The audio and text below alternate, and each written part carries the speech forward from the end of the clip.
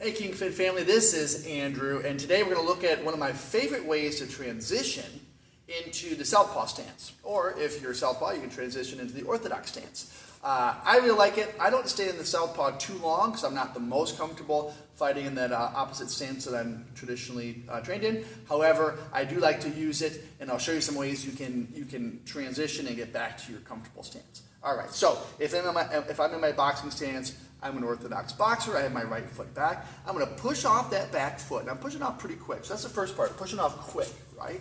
And as I'm doing that, I'm going to keep my chin tucked. My chin is nice and tucked.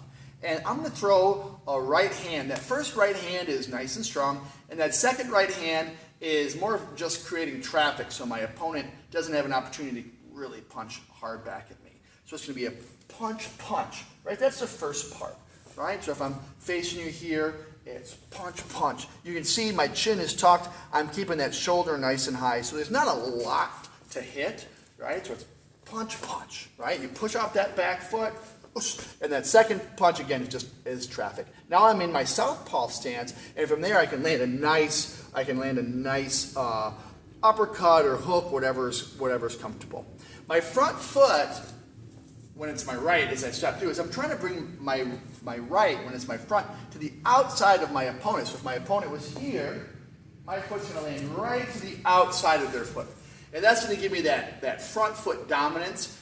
It's going to help me land that left hand a little bit better, right? So I'm here. I'm going to let that foot step just to the outside of my opponent's front foot, which would be right about here.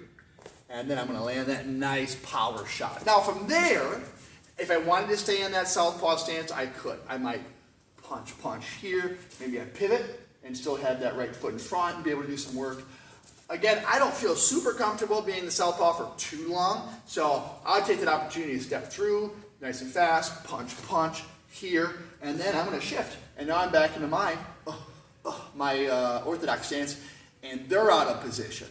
They're here, and I'm here, so I'm able to land some really good power shots where I can sit down in those shots and not worry about them being able to land a lot of power shots at me. So it's going to be, if I have that transition back into the orthodox, it's push off that back foot. That's the first part. Push, punch, nice little power shot. Transition, pop, pop, pop. You can do whatever you want in that situation. Or if you want to stay southpaw, if you're better at it than I am, you punch, you push through, you pivot, and land whatever you want. Another good opportunity, too, after you land those punches, that right, left, is just to keep going around your opponent, right? You've already got that real estate on them. You've already made that gain by going to the outside of their left foot. You might as well keep going around and making them try to find you. Like, where do you go? And then you can land that right hand while they're trying to find you. So it might look a little like this. So punch through, land your power shot, keep going, and throw that nice right as they're trying to find you.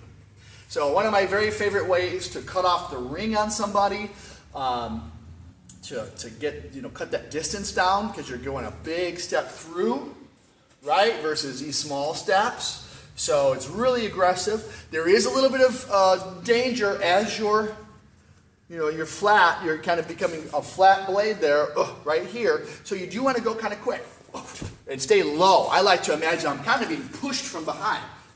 Somebody's kind of pushing me, right, and then I'm landing that shot.